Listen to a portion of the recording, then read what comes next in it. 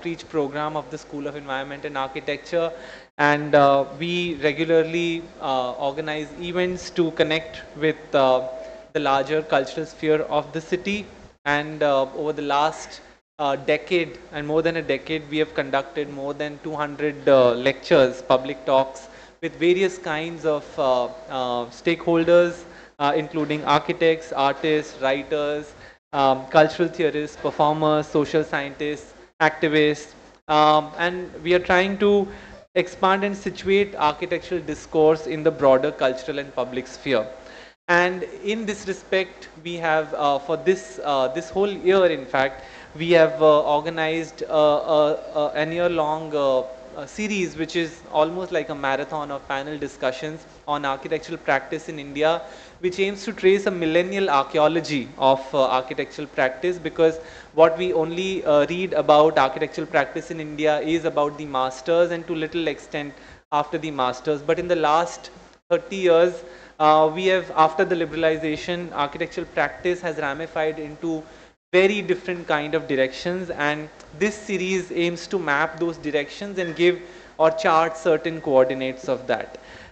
Quickly kind of summarizing the last session that we had, which was on locating the coordinates of interior design practice. The session discussed, how post-millennium the availability of certain kind of disposable capital resulted in a certain demand for luxury and better living in the city. And this resulted in the rapid growth of interior design as practice alongside architecture.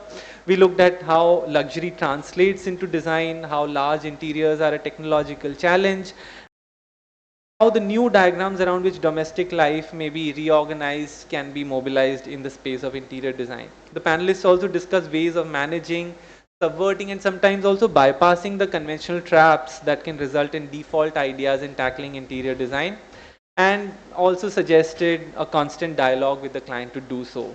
Today, we turn to another important practice in the ramification architectural practice over the last 3 decades, and that's the rise in the environmental concerns and the anxiety of sustainable futures.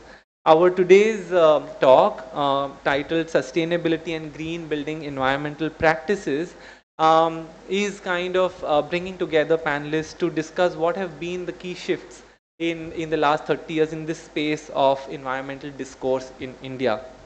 Just to lay out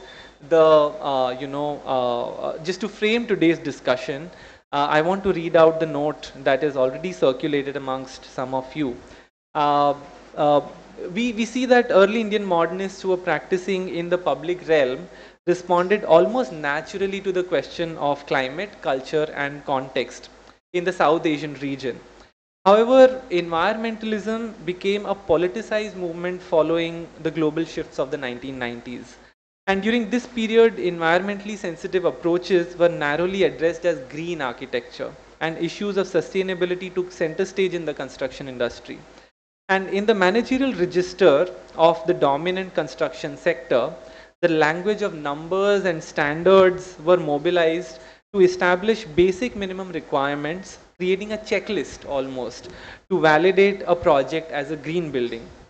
During this period, numerous environmental organizations, academic programs on green architecture, and environmental activism emerged in academic and professional spatial practice.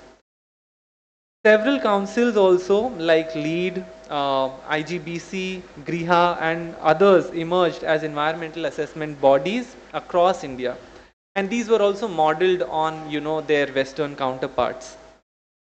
So this session aims to ask that what are the histories or vocabularies of environment that scripted the ideal of the green architecture, in this space of the 90s and after that, and in between the building rating systems, embodied energy discussions, and also the net zero logics, and how does it finally influence the architectural practice in India. And to discuss this, we'll have presentations from 3 panelists, 3 very strong panelists who have been engaged with the question of environment for a very long time. And I'll give a short introduction to all of them and then, invite each one of them to give their presentation. Uh, our first speaker is Chitra Vishwanath from Biome Solutions. Chitra Vishwanath is a renowned architect and environmental advocate celebrated for her contributions to sustainable architecture and design. And as the founder of Biome Solutions, which is a pioneer architecture firm based in Bangalore, she has been a trailblazer in integrating ecological solutions into urban development. Her work focuses on passive design principles, rainwater harvesting, natural cooling, and sustainable building materials to reduce the environmental footprint of structures. She has worked on several high-profile projects that combine modern design aesthetics with traditional and eco-friendly techniques. Beyond architecture, Chitra is also a passionate educator and has been instrumental in promoting green building practices across India. Her expertise spans a wide array of sectors, including residential, commercial, and institutional projects, where she champions the cause of creating spaces that coexist harmoniously with nature. Her dedication to sustainability and her innovative approach have earned her numerous accolades in the field of architecture. Our second speaker will be Malak Singh Gill. Malak Singh Gill has taught here at Academy, and I'm very happy to have him back.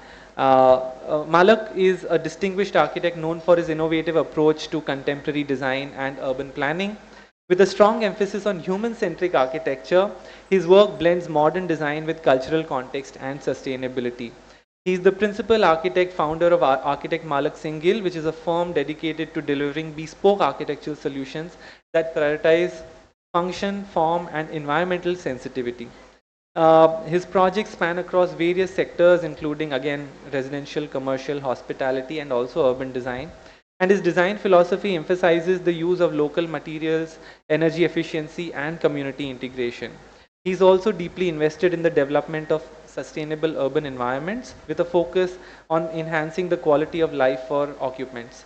Recognized for his design excellence and leadership in the field, Malak Singh Gill is an influential figure in the Indian architecture community, constantly pushing boundaries to create spaces that are not only aesthetically pleasing but also environmentally responsible. Our third speaker for this evening will be Roshni Udyavar. Roshni Udyavar is the founder and principal architect of Roshni Udyavar and Associates, which is an architecture firm that is known for its unique fusion of contemporary design and traditional craftsmanship.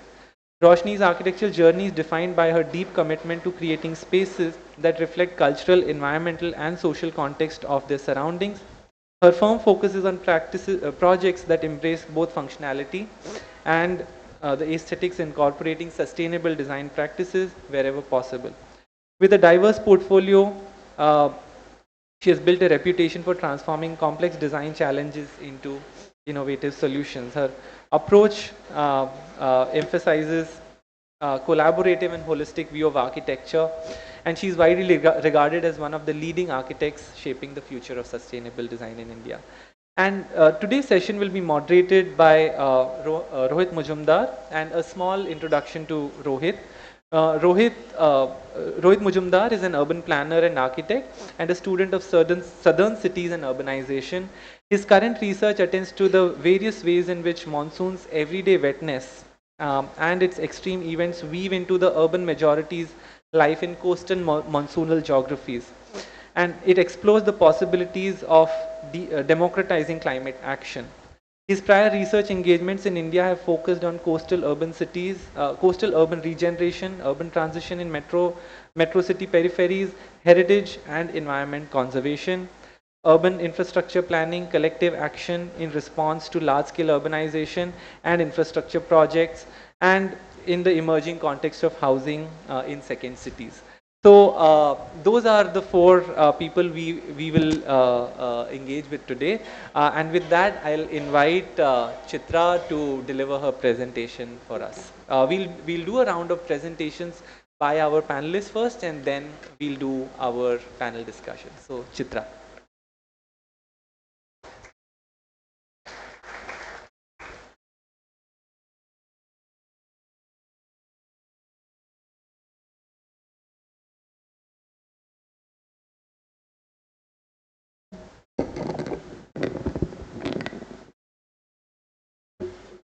Hello all, thank you for this invite. It's quite an honor. So it's a 3-minute presentation, so it has to be small. So,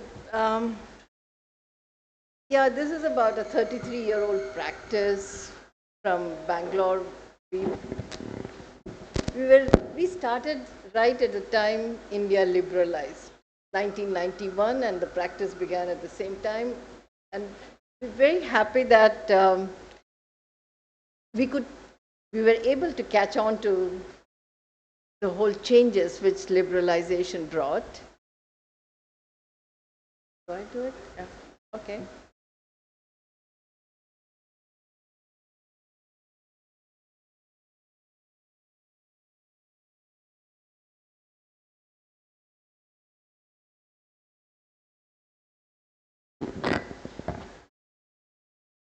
Okay. And what happened with liberalization was people were getting loans, and also Bangalore was changing. And liberalization really affected the south a lot more than the north, because here it was a possibility of a captive populace which could be employed in this software areas sector. Whereas, yes, Bangalore was a place for, well, it's called a garden city or retirees area, but it was also hugely a manufacturing base. But now, with the change in terms of bringing the information technology, many things changed. And Bangalore has this in its veins that on site irbeku and mane marbeku. That means you have to have a site, plot of land, and you have to make your own house. So that's there. Now is when people are accepting apartments, but till then it was always a site, and it could be very small as a 30 by 40. It's all in feet. We have designed even in a 15 by 15 plot, or 20 by 20, 15 by 40. That's small too. Even a 30-40 gets subdivided and done. But okay, the beginning was mostly this. As a woman, then you get married, and then only you're coming to a new place. You have a baby, you have to work everything together. But at the same time, we were working on economical design, not exactly ecological, not what we are doing now or what we're calling now. At that time, Laurie Baker was known in the south. Bangalore, it was again accepted. Many of our early clients were Malayalis. So for them, Laurie Baker was the second god after Marx. So it was important that whatever Laurie Baker said will be built. And we've had negotiations. We had negotiations of the climate of Bangalore. Like, we can't give you jalis. It'll be very cold. A couple of them realized it later, but yeah, it will be cold. You can't have an open to sky courtyard and mosquitoes. So things changed, but we adapted to it. But the whole idea all the time was to follow the ethos of Baker, but not copy him. So make it frugal. And that was good because you could reduce the cost. The plots were double the cost of, the construction cost was double the cost of plot. So it was important that we reduce the construction cost. So we worked deeply into it. We knew which windows to do. We were going and bringing bricks from different places, putting them in buckets for 2-3 days and seeing if they don't erode, then they can be used for exposed brick construction, because that will save on plasters. And that was the modernist approach too. Exposed brick construction, that's local. It became local at that time earlier, but yeah, for us it was to reduce cost. So it became integral to our way of working. Even now we go through costs like crazy. We get very rarely very rich clients who will allow us to try things, but it was always budget. Smaller plots at the outskirts most of the time. So electricity reaches there, somehow a plot is made, a farm is converted into a plot. There's problem of water, there's problem of waste. How do we tackle both? And we would be working in that and also building. It was after we made our own home, It was in 1905. We started on 15th August, finished it on 26th January. That's the first time we ever did anything so fast. But when we went to the site, we found this neighbor digging and we found this lovely earth and decided we have to build with earth.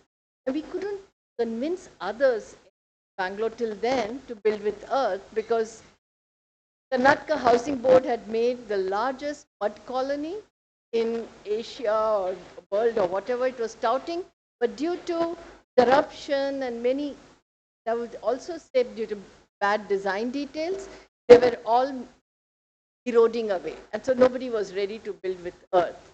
But here it was chance for us to build, and we bought a small plot, 30 by 50. And we decided we'll do a basement because that's where we'll get the most earth firm to build completely. As the first time I was designing a basement, I'd never designed a basement. And by even till then, I had not the good grasp of light in terms of in Bangalore. And that's quite a job to learn about the way sun moves in Bangalore. So basements became the de rigueur to go to design so that you can get material to build from.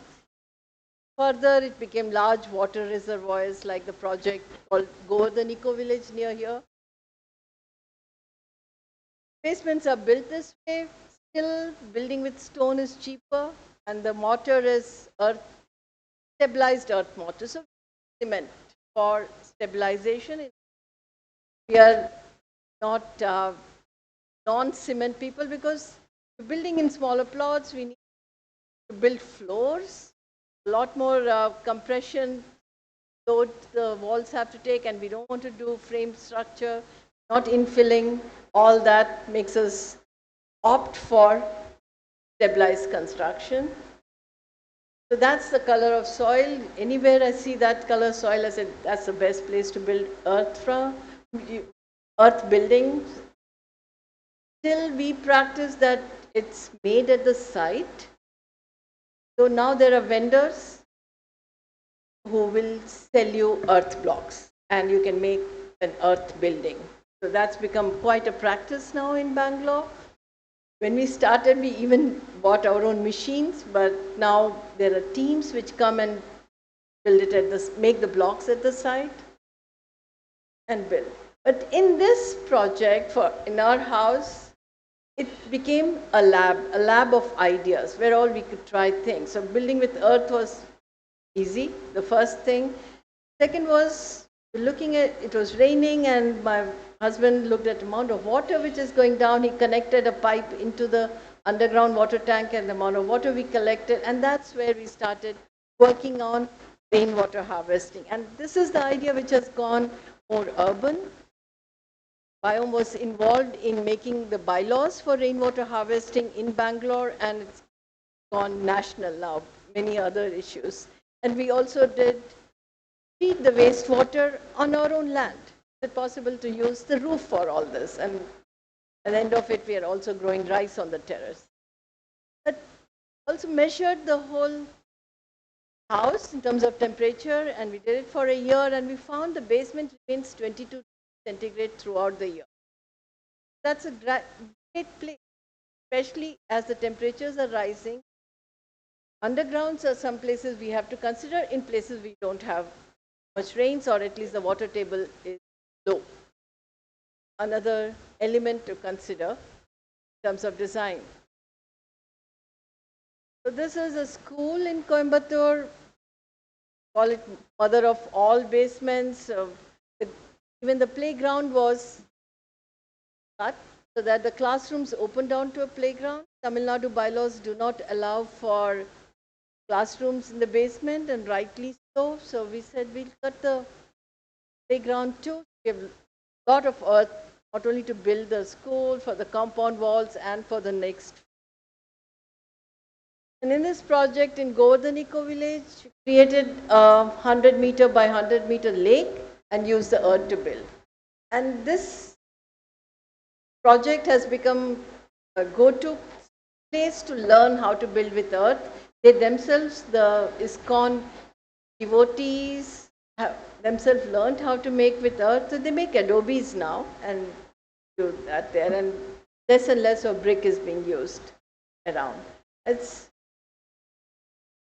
we started this project in 2008 and we said goodbye to them in 2022. Almost for 13 years we worked with them with different scales. About quite a bit of buildings were done. This is a picture after 13 years, except for the wall which is not covered. Everything else has remained the same. And this we call as smart roof, the place where you have the maximum sun, whether it could be something more than just taking the water off. So you have a clean roof, the white roof which you see collects the rainwater, and that's used for drinking and cooking throughout the year. We are not taking any drinking water from outside. We're self-sufficient in that. Our grey water on the terrace, because that's where you get the maximum sun. And we also use the human waste on the terrace to grow rice. That's the rice growing and being harvested. And now what experiment happened on the terrace in our home becomes something as part of the design which we have to give.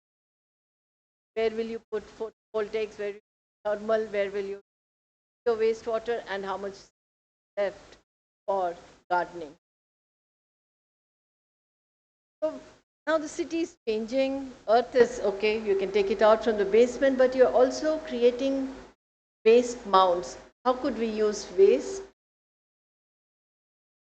What we learned from Laurie Baker, instead of tiles, which we don't get there, we don't get broken tiles. There was a time when a neighbor of ours was ready to throw away about 65 keyboards, that we'll use it in the construction. So how buildings can itself take care of the waste, the urban debris. The project in Bhopal where this corner ended up being stored paper and southwest. So it have been very hot. How do we keep the corner cool? Decided we'll shade it, and it took us 7 years to do this project. The beginning, when we went to Kabadiwalas, there were aluminium louvers available from Indian Railway. By the end of it, they were all fiberglass louvers. Didn't matter what it is, but it's quite interesting that you don't get any metal with Kabadiwalas now. There is no waste. How the material is shifting, and how the value of material is changing.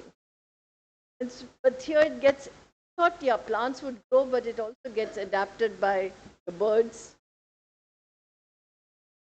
Then looking at how a structure itself can be a quarry of the future.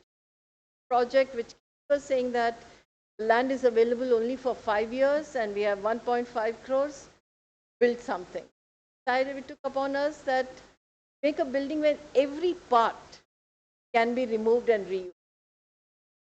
Yes, for the structure, paper for division of the space, flooring is with paver blocks. So now you can remove that and also take the M sand or corridors below it. This is the last project, another example of small working different parts of India. The project in Madhya Pradesh, where my colleague Vidushi Gupta has been working, and there are homestays in villages in Madhya Pradesh. 1 room addition with a toilet, so it's for the urban milieu. They would go and stay in these villages, eat great food, but the farmer has to add a room. Us, the fun was making this whole drawing in Devanagari, sending it to them and them reading, and then making the other small rooms. This is the interior design of it. We were just giving small inputs on the sizes and how to do the toilets proper. Where do you place it in the homestay? But found this very interesting. Rajkumari's husband started the work, but like most husbands, gave up.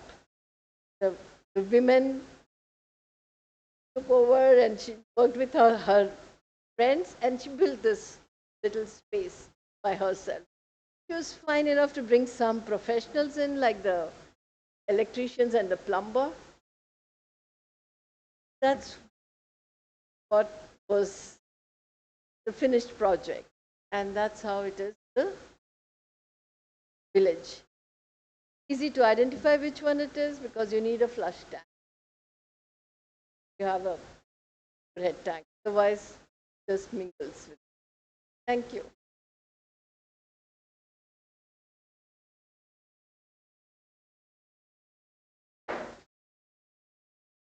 Thank you so much, Chitra, for giving us your engagements with environmental practice. This a few projects.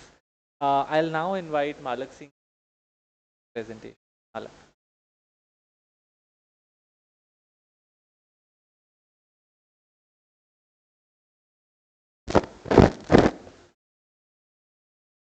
So everyone at sea, like coming home after a few years now.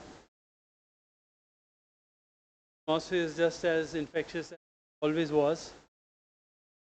Also an honor to speak alongside Chitra and Roshni. Being a pioneer in our field and someone we have looked up to and learned from along the years as we grew up into the field. Roshni has taught me well, so very, very honored. And of course, very happy to be amongst friends at sea. So so my practice began exactly a decade after Chitra's, and it's interesting because we looked at works of say that decade was very, very happening. There was Costford, which had just been formed, the 80s, later 80s, Chitra's firm. You had the Earth Institute, which had come up and they were doing wonderful work. And Hundarshala, of course, had just begun in 2001. So we had all these wonderful practices to look up to. And Bakerji is a person I always wanted to work with. I remember talking to Arvind when I was in third year. I wanted to just leave third year and go and start working with Baker. But Arvind told me, hang on, just finish your course and then you can always go and do that. That's what I did, work with Baker and came back and was lucky opportunity to in a way as a statement to the general kind of understanding in Mumbai was that we cannot make an exposed brick structure in this kind of heavy rainfall. This is what just few years back I had kind of struggled with the institute and trying to say that if you can do it in Kerala, why can't you do it in Bombay? That's how I would always design, and generally question was, has any architect done it here, any contemporary architect? So me doing this, my first project, also being Bombay's first such project, had a lot of meaning. And almost immediately after this building was done and published by Indian Architect and Builder, I got a chance to start teaching. Arvind just called me over. He said, wow, you've done this, so please come and start teaching. Am I being too close to the mic? Is that why it's happening? Good? Okay. This is the first building I did.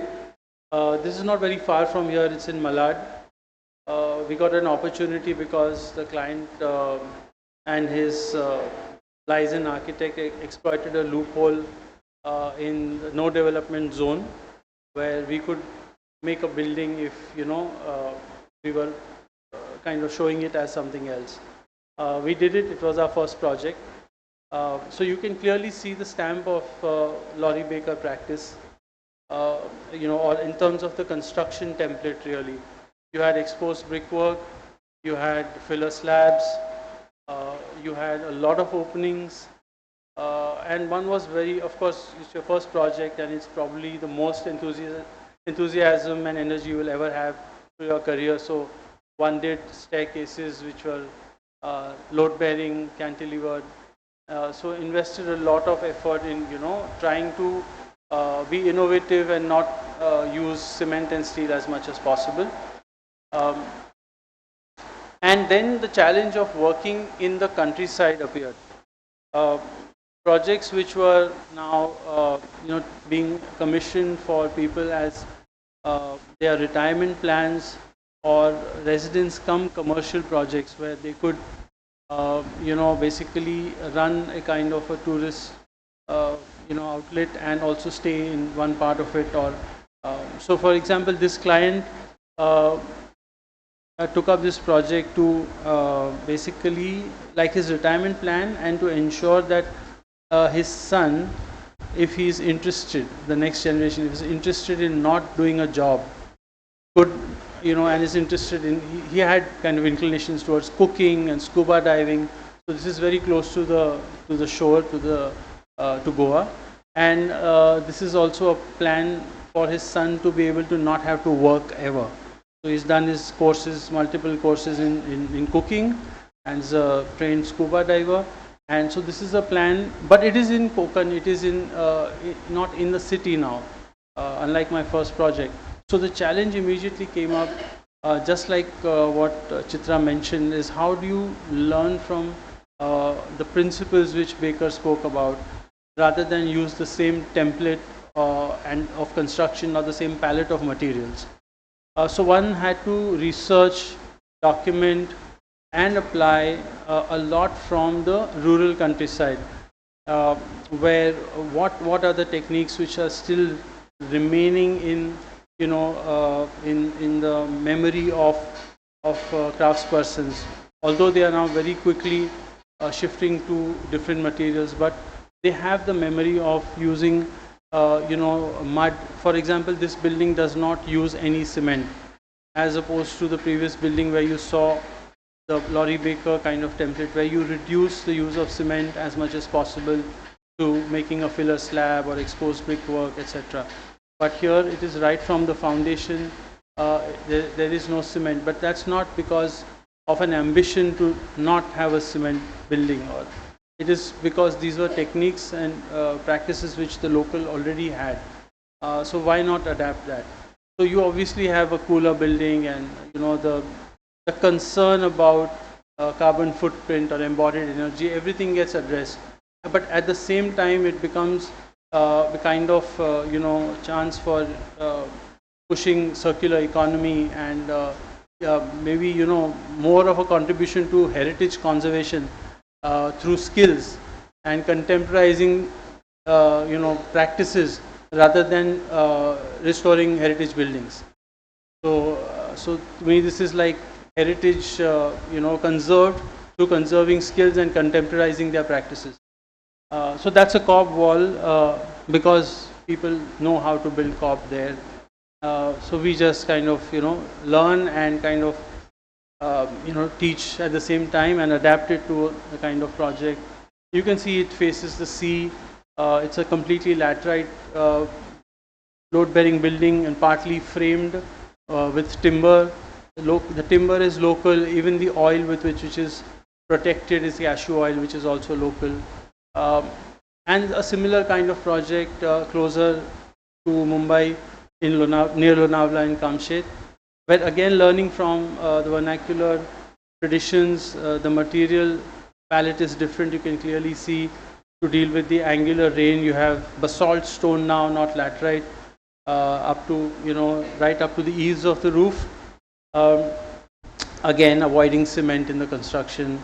But that's what was the rural construction, and you had remnants of those in the villages. And all construction is done by the locals. So it's not like we carry a team which is from the state to every part of the state. These guys are right from the village next door. So that's how we work. So that's really beyond, you know, the whole narrative of not using certain materials. It's about what we are doing rather than what we are not doing. So these, of course, these people. So this project was laughed at when we were constructing it, because everyone would pass by from the road. Boundary wall was not yet done. So they would joke about ke Maticha ghar hai. A mud house was kind of subject of ridicule, that who does a mud house now, you know. And they quickly said, ek sardarji aahe to veda hai, yani Maticha ghar banto hai. And the moment it was done, we had right from the village kind of, you know, sarpanch or the guys who had, the craftspersons who had worked, to the local politician. Everyone wanted to come and visit and had asked us for, you know, services to build a similar house. The client got offers to, buy it off for 3 times the price or the money which he had invested. So a different type of practice. You're looking at basically clients who, an Air India, ex-Air India retired employee. You know, Air India got shut, so she said, I'm retiring here, I want to live in nature. This house did well for her. She got a lot of good response. It was very cool, etc. So she said, let me make some money out of it. So, she started thinking of a homestay. And then this is the part which shows how it was constructed using mud and our architects and the local masons. And then she commissioned another house right next to it. So it was funny because she called this Latitude, which did not come from the geographical kind of background. It was more like a French kind of, borrowing of L' attitude. But then because she wanted to build another one and we didn't want to block this view right in front, so we did one cutting, right perpendicular to this, so that we don't block the view. So she got the opportunity to call that Longitude. And this is how Longitude was conceived now very clearly as a commercial project. So more rooms per house, so to speak.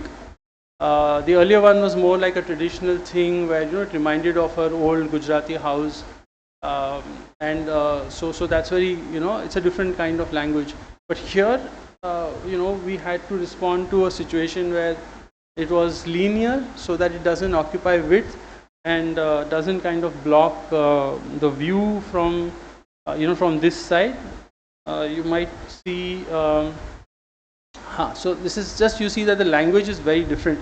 Both these buildings exist right next to each other, perpendicular to each other. And the same people have built it, the same materials are used. There you can see both of them. But because it was a commercial kind of thing and we had to deal with, how to otherwise deal with a building which is like railway compartment, one after the other. So we had to play with, say, the walls. We did a language of arches, and we played with the roof. And then this is how, we kind of finish off a house like this. A project which is very dear to us because, again, how do you adapt, like from now, being able to use, work with villagers and use materials without having to use cement, etc. But there is a community which is, many are displaced in the Narmada Valley due to the dam. And what they're doing is, because they just get money to, build their own house on non-arable land, so they just spend all their money on whatever the contractor says. And RCC framed buildings are done, and they don't know because they're no longer involved in the act.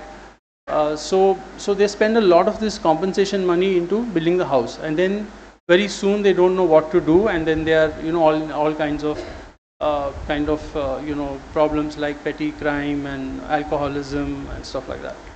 So Medha Patkar requested us to design one house of the village Sarpanch in a way where, by engaging the local teams which are there, how can we show basically an example of using materials sensibly, reducing cost.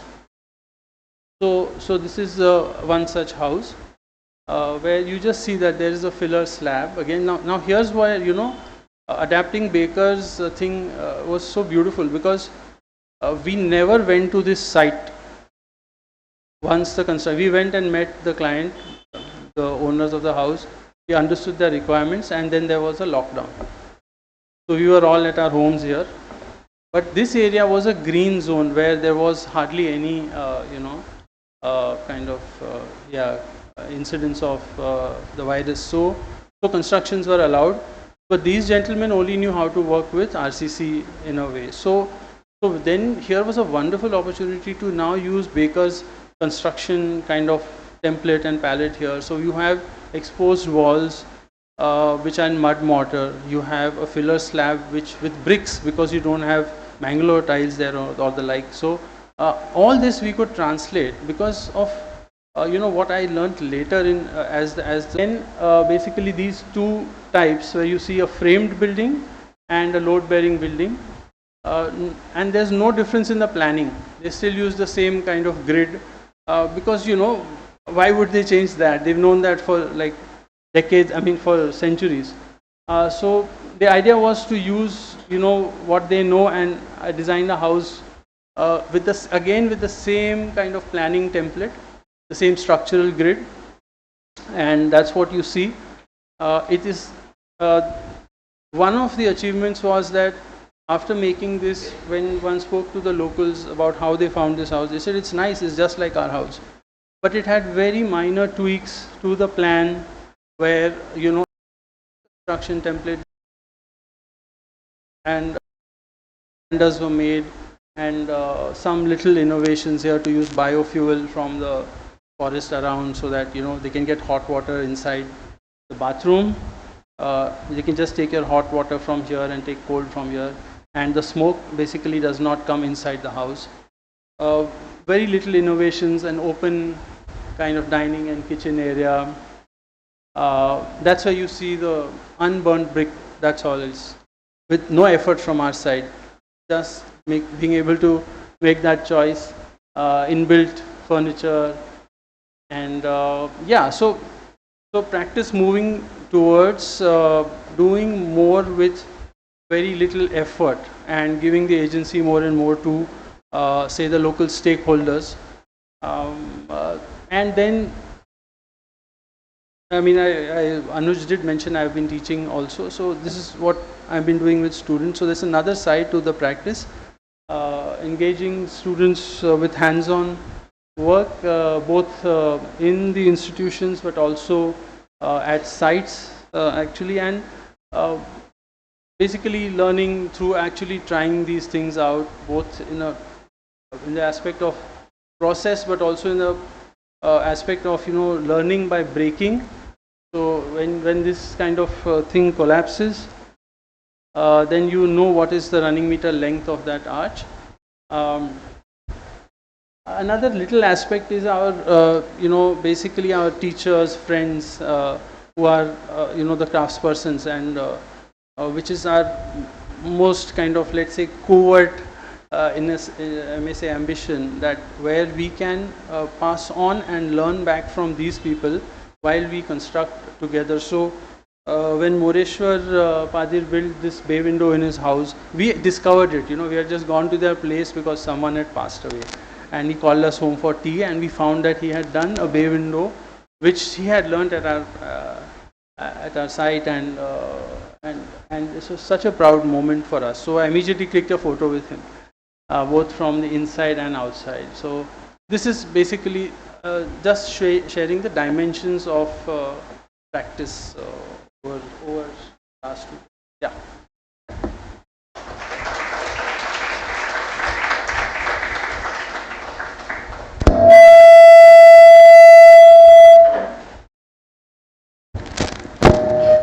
Thank you, Malika. I know you have done so much more work, and to contain it within whatever time you get will be insufficient. But thank you so much for sharing your journey with us.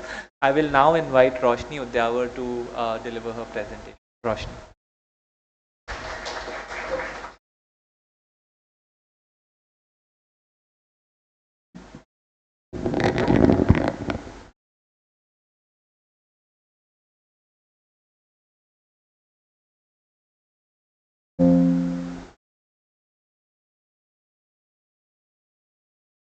Good evening, everyone, and thank you for inviting me here, Rupali, Prasad, Neera, Anuj. It's really a pleasure to, come back to a College of Architecture after so many years of not teaching for a while, actually. So, and it's a pleasure to be presenting along with people like Chitra and Malak, who have done a lot of work in this field. My work is fairly recent because I was in teaching for nearly 15 years. I was in the Academy of Architecture as I was heading the postgraduate department of environmental architecture. And very recently decided 2019. I think it was a big kind of a shock that everything closed down, and I was thinking, but then everything is good because I would never have come into practice. And of course, when I started practice, it was very clear to me that I will do environmental architecture. What, how, I don't know, and it is still evolving, but I'd like to share a few things with you. And this is not like the presentations that you have seen, it's like more of our corporate presentation.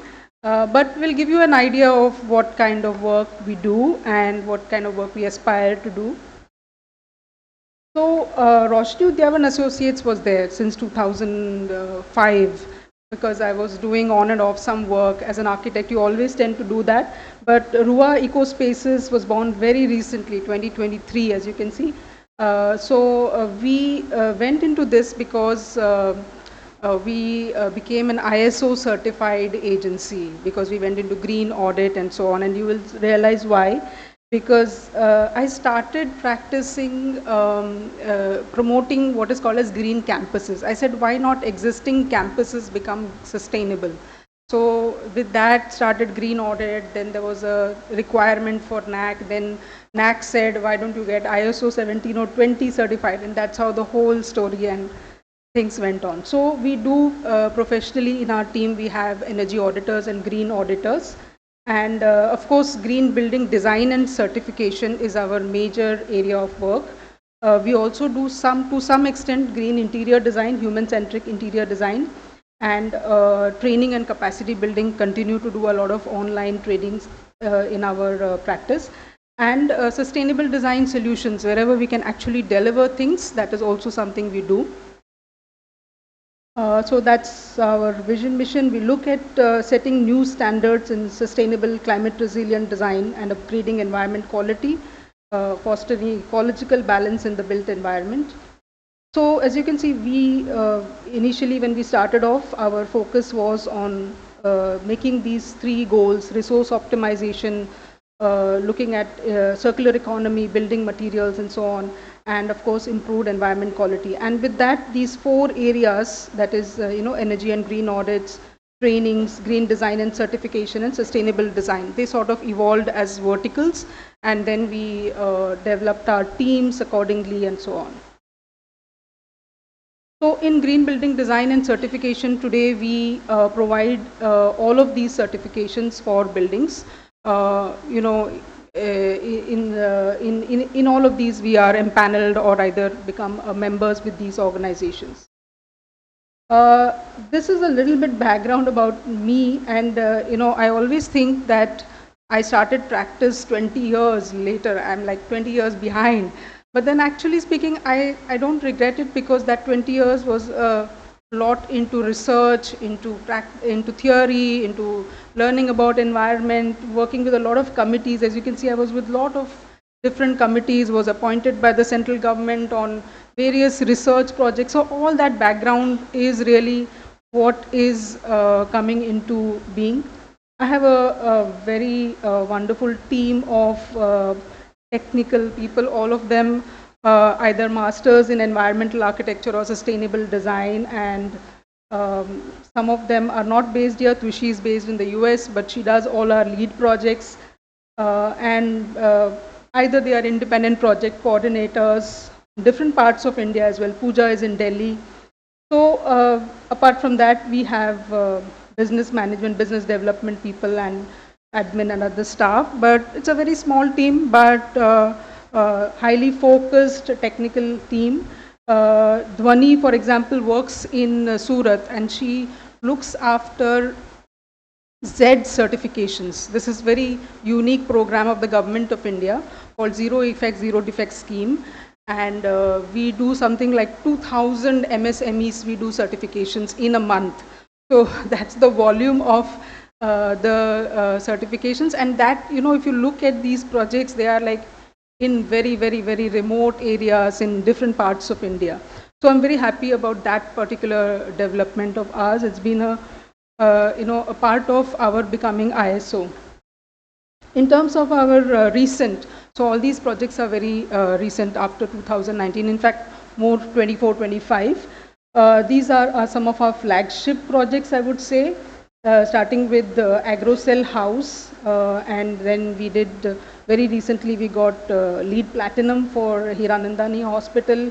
We are doing many GEM 5 GEM rating projects. We are doing green audits pan-India. We have a team of empaneled auditors all over India, and Nahar was one of the projects we did in Mumbai. So for us, what matters is the clients being satisfied. So we always, of course, being part of ISO also requires us to get constant client feedback and to see that our work is really helping them.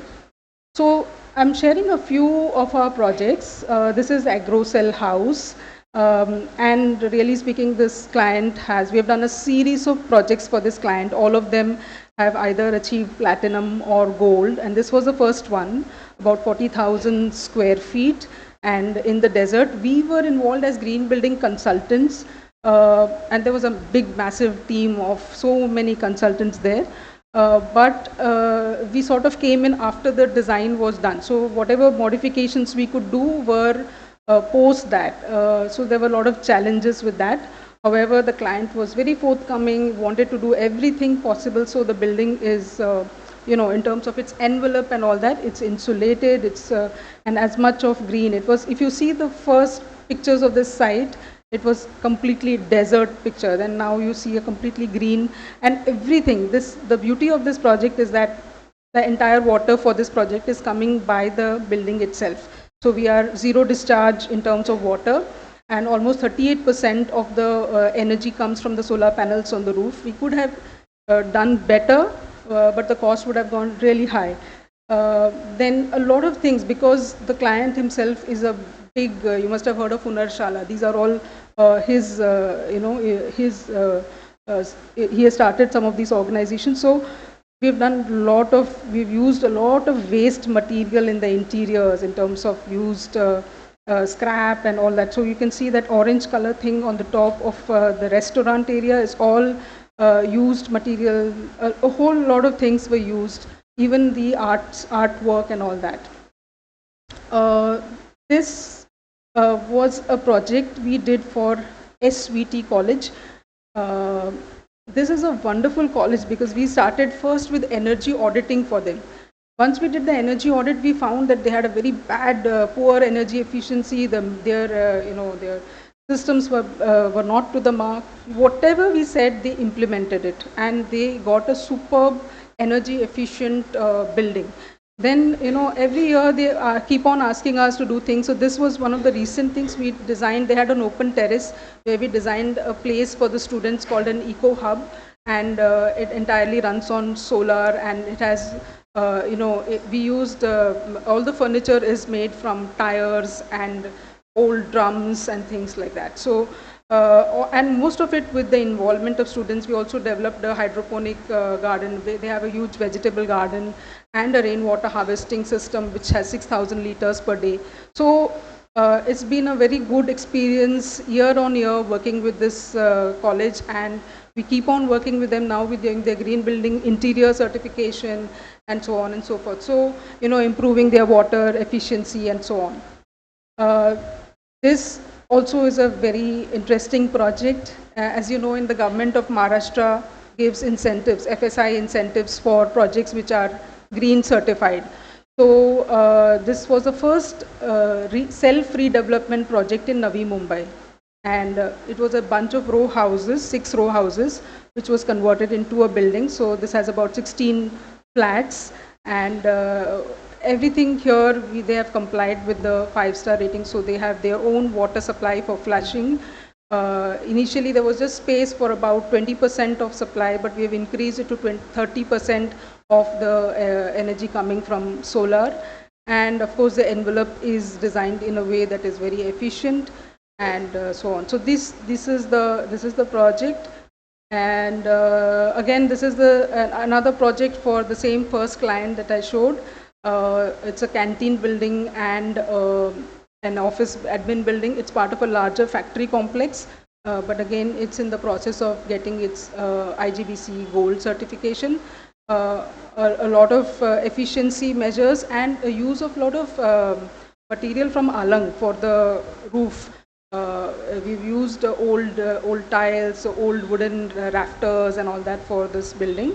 The architects were already there. We were the green building consultants for this as well. The same project. And this project is somewhat a little bit old, but I thought that I'll put this here because it is related to thermal comfort and it had a lot of research elements. So before we started, the project was that the 6th floor of this building was highly uncomfortable and we had to do an interior retrofit for them.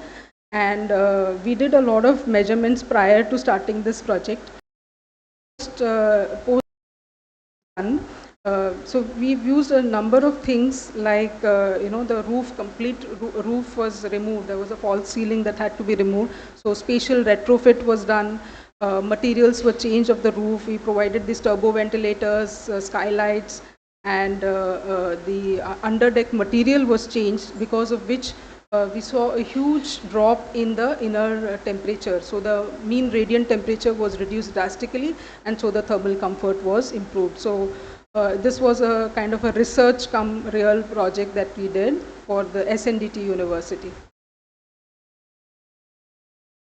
Then we do a lot of projects as part of as being ECBC empaneled experts in different states. We are empaneled with Goa and Punjab. So for Punjab government, we do a lot of projects which involves that every project which is more than 100 kilowatts have to apply for ECBC compliance. So we do the ECBC compliance for many of the projects, which is at 3 stages, at design stage and construction and the post occupancy stage. So these are all some of the projects. So yeah, that's it about us. Thank you.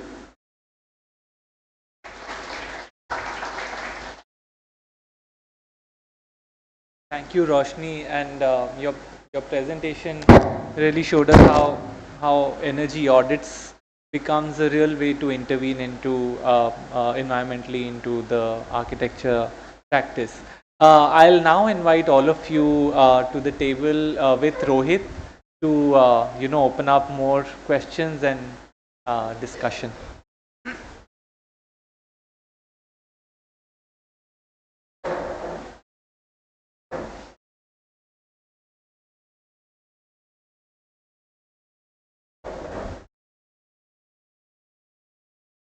Hello. Can you all hear me? Hello.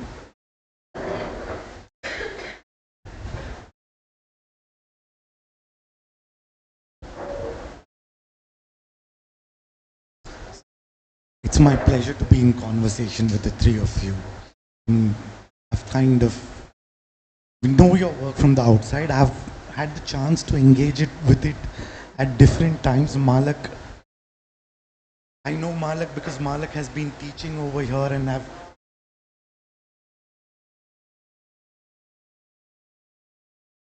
Hello? You can hear me? Check. Malak has been teaching at SEA and I've had a chance to interact with him when he's been teaching at SEA. I will never forget the conversation that I had with Roshni online regarding energy audits. And I was able to see Chitra's work firsthand in Bangalore when a colleague who was teaching over there took me around to see her work in 2008. We were on a review panel together. So that was the time when I first got to know of Chitra's work when I traveled around Bangalore. It's been a wonderful presentation that all the three of you have opened up, and it raises numerous avenues of questions. And I want to start off with the first question, and I'll discuss why I'm asking that question. Late 1980s sustainability agenda practices around the question of sustainability emerging in the 1990s. And the sustainability agenda had a particular kind of discussion. There were certain countries in the world which were consuming a lot more resources from distant places as against other countries. And so there was a whole politics to that conceptualization.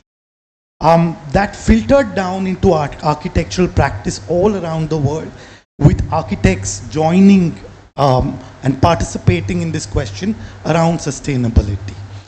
Where in India are we placed, and how do we articulate this question with our place in India and situate the question of sustainability vis-a-vis the globe? How do we articulate that? Let me build on this further. So what I would like you to talk a little bit about, each one of you. You all have had a practice from the 1990s and then the 2000s, and you all have been academics. You all have taught at different points in time. You all engage with teaching. You all are on review panels. You all engage juries. So you all are engaged in academics too. It's been a practice of 30 years, 3 decades, around 3 decades. What if one has to articulate, what kinds of explorations did you all do in practice? What question did you ask in architecture? What were you all able to achieve? And what new questions are you faced with today? So I want to kind of get at to the new questions that at this present moment in practice is something that is challenging you, okay? Something that you want to think about over the next few years. Well, the sustainability question was established in the 1990s, and one sees it being demonstrated in your practices.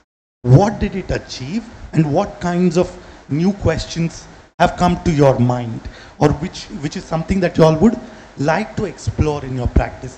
If you all could articulate that, that would be wonderful. I asked this question to I posed this as a question because one sees the discussion around sustainability, and yesterday and today I've been going through your websites and where you all have given talks and other people who have written about you. When the sustainability discussion is posed, it is posed as a question of energy, it is posed as a question of resources, it is posed as a question of numbers that one is kind of engaging. But one sees in your architectural practice, you all are doing much more than that. You all are crafting buildings, you all are engaging with architectural operations. And if Chitra's first slide demonstrated that, the section that you showed us, Malak spoke about it in his work. In the photographs that we see in the buildings that you've done, it's not simply about number crunching. That architectural design involves a lot more things. So if energy is being modulated, I mean, one is working with flows, right? Flows of heat, water, weather, all kinds of different elements of weathers. How do they translate into architectural operations in your design? What kinds of architectural operations shape designs? And can we talk through sustainability through architectural operations that have animated your projects? So if one could talk about the crafting of form, the crafting of space, beyond the question of resources, beyond the question of reducing the amount of energy that is consumed, how would you talk about these projects that you just discussed over here. I mean, I'm asking that question to think about, for all of us as architects, to think about setting up future questions where the question of sustainability is oriented around the crafting of buildings and not just the question of numbers or reducing energy. What would you how would you pose this question differently? The second part of this is got to do with, one sees in the three different practices that practices are embedded in geographies. And there are three different kinds of geographies that emerged in your discussion. The Bangalore context, and in South India with the plot and the periphery of cities where people want to build houses. Similarly, on the outskirts of Bombay and coastal western India around in the Konkan, there is a practice of building houses or other buildings in plots. In your work, you showed us that a metro city like Mumbai shapes a very different kind of practice around sustainability, which is embedded in the rating of green buildings. And these are three different geographies that are getting inscribed over here. Let me pose the devil's question. Let me be the devil's advocate. Does plotting on the periphery of cities in Bangalore itself is an unsustainable practice? And if sustainability is the agenda, Chitra, what are we really doing with explorations at the plot level? Okay. A similar question, Malak, that I would like to pose is, one sees a lot of practices or projects. You showed a diverse kind of projects, but I'm asking a general question, not specifically regarding your practice. One sees a leisure-based and a tourism economy that is inhabiting these spaces. Kind of projects that get set up come to be shaped by the tourism economy. It is people from cities who are going there to enjoy these spaces for a small amount of time. And this economy itself is not really sustainable. One is working as an architect at the level of a plot, but economies themselves are very complex. They're complex systems and they extend beyond the plot. So how is one kind of engaging with the sustainability debate?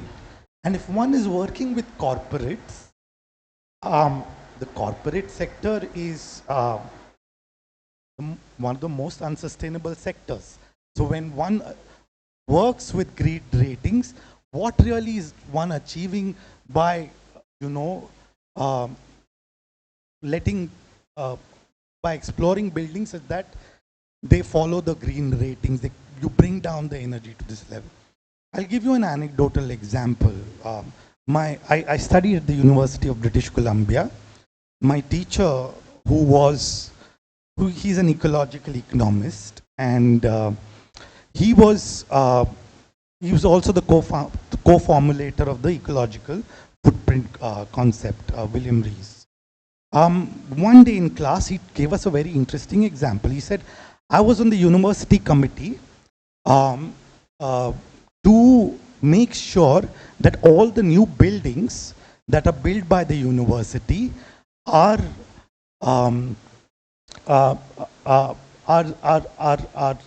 net zero energy buildings or net positive energy buildings. And he was on the committee to evaluate that. And over the process of his evaluations, he realized that, yes, the buildings do all of this. Okay. And then he said that I tried to dig deeper. And then I started to find out where is the money that is being saved by the university being invested in. And then he finds that the money is being invested into new buildings. So the savings on the buildings are going into new buildings. So are we really getting sustainable there? So I want you to set up a provocation on what kinds of questions you all would like to explore in the future based on your own reflection in practice. And if one can architectural have been engaged in, how can we speak about them in terms of operations on form, operations on space, experience, so on and so forth. Because when one goes through your websites, one sees a really wonderful set of crafting of projects. So there has been a thoughtful engagement with them.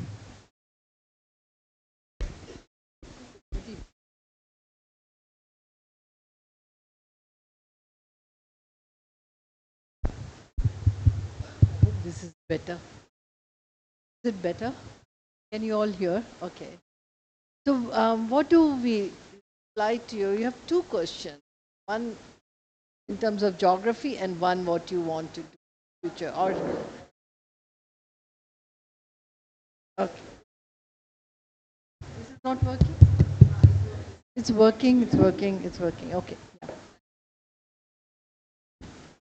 Yes, for us, I would keep on saying is Bangalore was our teacher and Bangaloreans along with it. Yes, the early projects were at the outskirts of the city. We would very much like to be within the city. That's for sure. And for us, I think we have broken geographies. We are doing works in other places, including Arunachal Pradesh. So that's being too immodest. But what, as an architect, you need is a patron for your ideas. And when that patron comes about, and wherever they come about, you have to work at it. Now, what happens in the outskirts of the city, like I explained, we could build, but there was nothing to, how do we bring water and treat the waste? Because people want gardens, and where does it go? All those became for us the innovative ideas.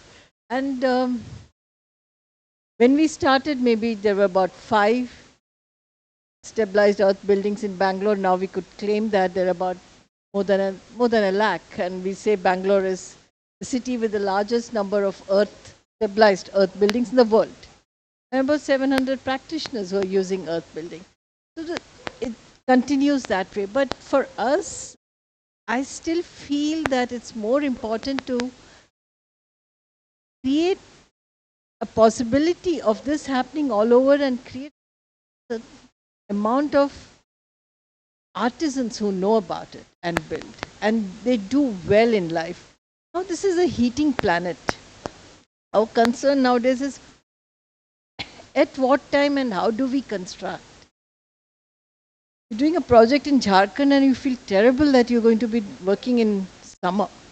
So how do we construct and how do we make construction process healthy? It's not after you occupy the building that, okay, it's healthy. What happens to the people who construct and how healthy is the construction process? I would really like to be thinking about that in future than only about the people who are occupying. But as such, I think she has a better reach in changing the landscape of architecture, because she's working with corporates. You may not like them, but I think they are ruling the roost, and they are using the most amount of energy. If somewhere along the line that reduces, hopefully they will construct more buildings, but they'll construct better buildings. But this is real estate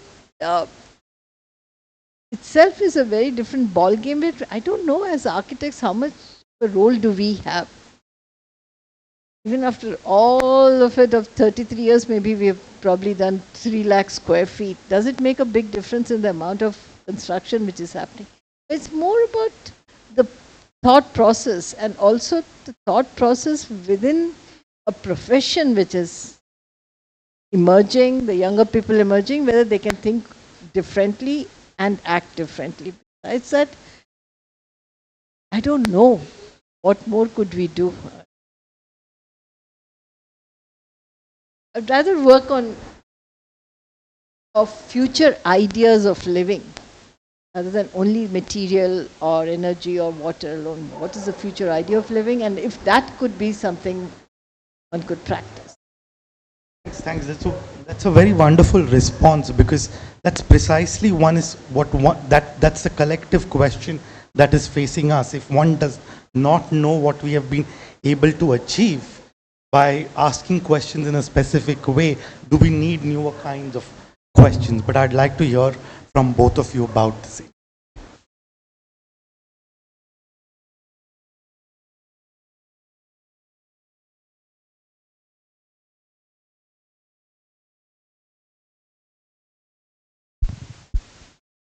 Hi.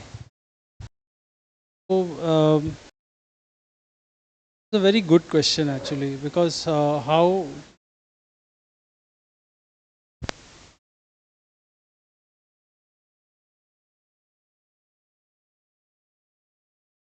do you hear me? That's good, great. So, a very, very good question, Rohit. I feel that, you know, from what Chitra just said, I will take some kind of continuance from that. 700 practitioners of earth stabilized earth buildings in Bangalore is a huge achievement, Chitra. No, but you have to take a bow for being the leader of that. I mean, you may not count it for that. We are looking at it, like from like the what do you say, from the catchment area, right? Because you guys were the ones who started this, and the impact. You can't look at, even if you look at 3 lakh square feet, that's nothing, because you may have affected 3 billion square feet already through your work. 700 practitioners in Bangalore. I mean, this is a collective achievement, and Bangalore is an inspiration to the rest of the country. All right. So what happens is, when we look at what is the impact of, say, doing less energy intensive buildings on the outskirts of a metropolitan city, we should not miss out the impact of that work at regional, at a national, and dare I say at a global scale. Already Bangalore is the largest stabilized mud block kind of construction city in the world. Now that's global impact. And between your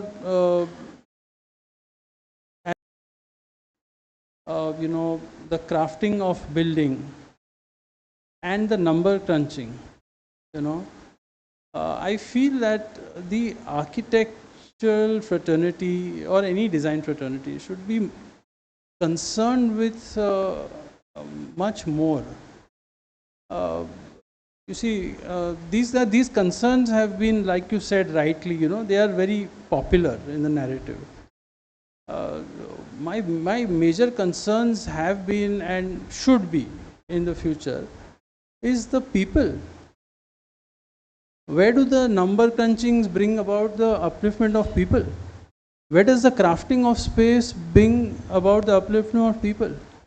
I remember from a previous talk, in fact here itself, when Chitra was asked this question, how did you achieve what you achieved, as a practitioner? And she used a term, she said, I don't know how many would remember this, but she said rate analysis, right?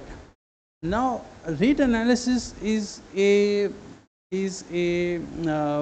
estimation tool, but do we look at it as only a tool to enable a successful, let's say, execution of project? No.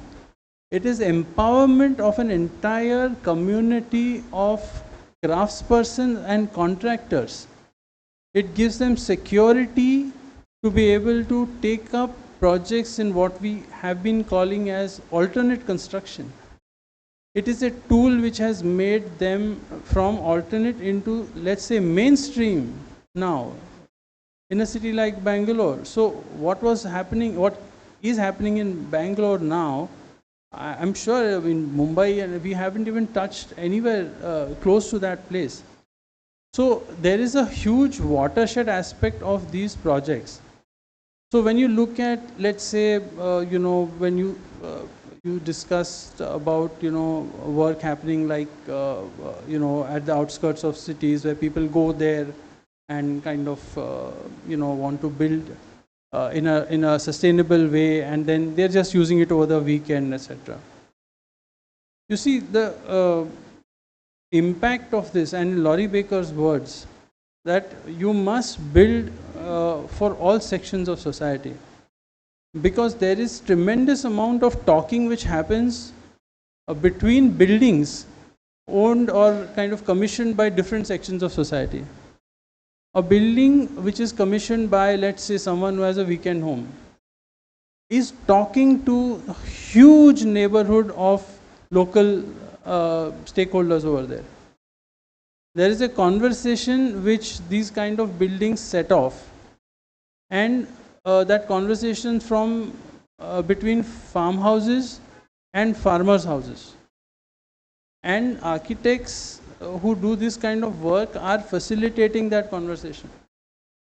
They are raising the very important question of, if this person who can easily afford a cement and concrete building for no greater reason than just having to look like other cement and concrete buildings, there is no great merit. If this person who can, of considerable social security and affluence, can choose this template of materials, then why shouldn't we? This is what these farmhouses talk to the farmers' houses. And the kind of empowerment that it gives them, because it's their people who have built these farmhouses. They know all the materials very well.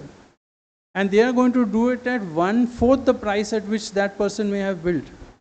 So just imagine the kind of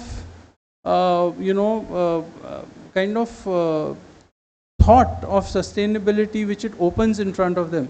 Nobody, it is what we have, at least many of us have seen in the kind of discussion of trying to, let's say, propagate sustainable architecture.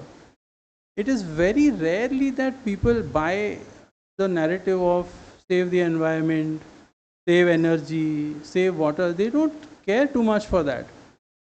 They don't care about a beautiful house. They really don't, because beauty and all this is very subjective. What may look beautiful to you may not be beautiful to a villager, or even to many people living in informal settlements in the city itself. Right? Now what clicks is the connect with the people who are commissioning these projects, and the very existence of these projects in that kind of context. And the assurance and the kind of aspiration which it gives them, that, oh, why is this kind of a construction being done in this context by this person here? That is what triggers thought. Between numbers and spatial configurations, the most important thing is thought, is the awareness, is the kind of questions, the new questions which one wants to generate is amongst the people who do not have these as questions. In fact, environment and, even, dare I say, the kind of, let's say, aesthetic aspirations, they enter from the back door. Okay, what really makes people choose, most of the people, I'm not talking about the very limited kind of design fraternity in the cities, or those who have access and exposure to this kind of literature. I'm talking about most of the people. For them, the main thing which makes them make a choice or choose in the favor of certain kind of language or certain kind of styling or certain choice of design is what makes their product or their choice more acceptable and favorable for them in the long run. And when that mimics what has been done as an example of more social, say, security or affluence or kind of having any kind of importance in society, that is what makes them choose. Numbers don't, and these aesthetics don't, because they are very clear that many of the buildings which look very beautiful or which may be extremely say have the numbers are horrendous in terms of either say thermal comfort or cost, for example, and they're completely alien culturally also. So the new questions which I feel one would like to generate is with the people who don't have these questions. The older questions are, and I feel that definitely in the design fraternity also, it's not about so much as what new questions, but whether they are asking the questions of newer people. And is too much spoken amongst our own kind of circles, rather than actually the stakeholders.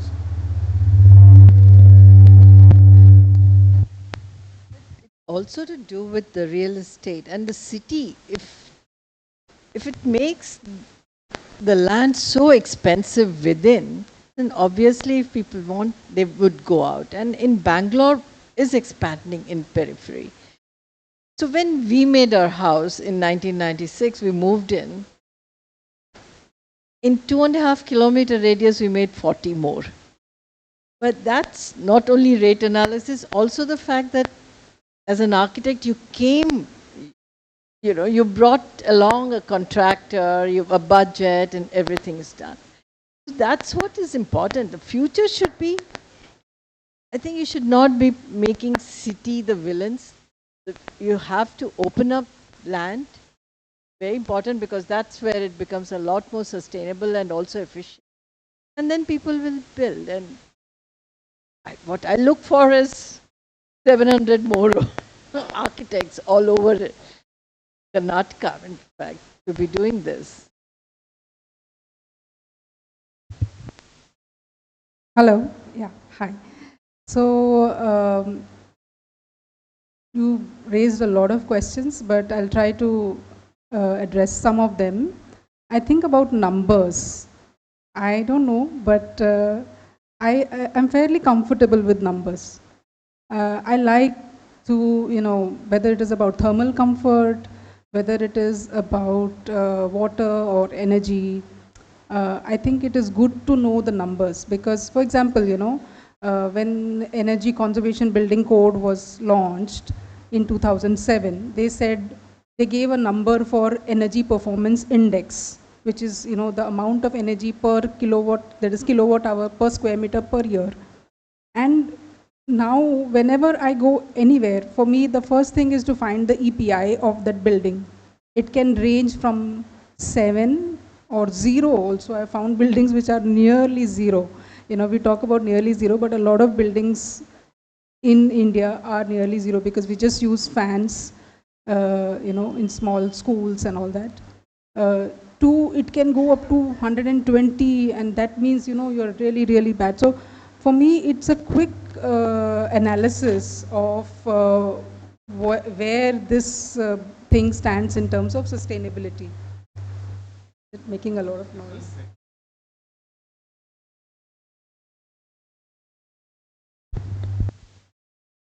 Hello? Yeah, is that better? Okay, so I think it gives you, of course, it's just about energy.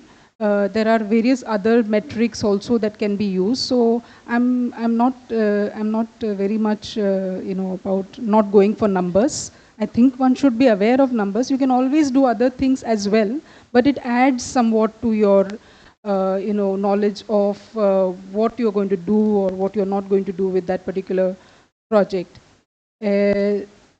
Secondly, I think you mentioned something about what questions. So, I'm fairly open with this idea of sustainable architecture. I'm very clear that I want to do anything and everything related to environmental architecture. Whatever I do, whatever buildings I am getting involved with, whether it is existing or new, I have to reduce the impact on the environment. That being the case, then, you know, we are exploring with all kinds of options. And I would say that I'm lucky. I've got people, now you said about corporates being polluting or being very much, I don't agree exactly with that. See, as an example, this client in Bhuj, his forefathers, not exactly his father, maybe his grandfather, they live almost, you know, at the end of the run of Kutch. Probably they own a large part of the run of Kutch. And a lot of the villagers there, they all wanted to migrate to the cities because the water there had become, you know, there was no water in the villages. So that's when his forefather or the grandfather took up the challenge and said, let me create employment for these people over here.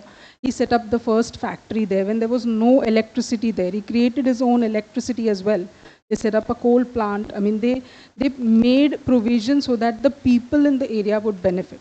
So the ethos is very important. For me, whichever client we have worked with, they are ready to do anything that is suggested to them in terms of whether it is water reduction, whether it is rainwater harvesting. If it is possible, they will do it. And even with the excess expenses, you know, when you do a green building, when you do a building envelope which has some kind of insulation or something, it does cost more. But it's client's choice.